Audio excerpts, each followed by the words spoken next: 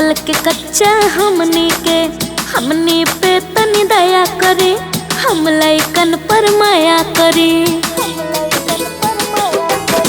छोटे छोटे बच्चा हमनी के, अकल के कच्चा हमनी पे तनी दया करे, हम लइकन पे माया करी। बच्चा सन पर गुस्सा नहीं करे के चाहिए, ए जी मान जाई, ए जी मान जाई, ए जी मान जाई, ए जी मान जाई, ए जी मान जाई।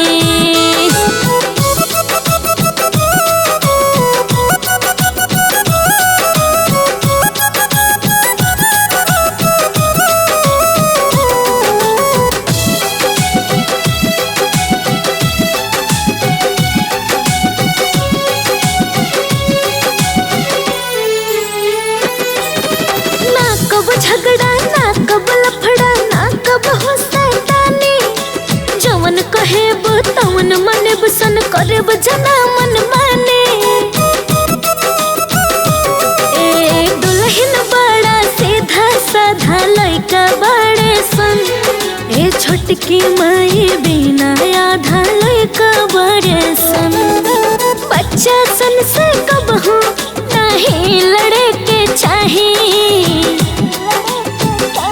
ए जी मान जाई, ए जी मान जाई, ए जी मान जाई, ए जी मान जाई, ए जी मान जाई।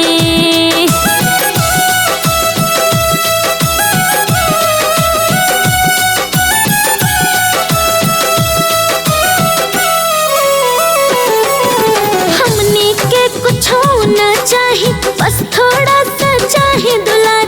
माई के बिना सोना बा हमनी के पूरा संसार। सोना लोए कन पका है खिसियालू तू हो, बड़ी बड़ू निर्दयिया बुझालो न हो। लइका सन के पीछे नहीं पड़े के चाहिए, ए जी मान जाई, ए जी मान जाई, ए जी मान जाई।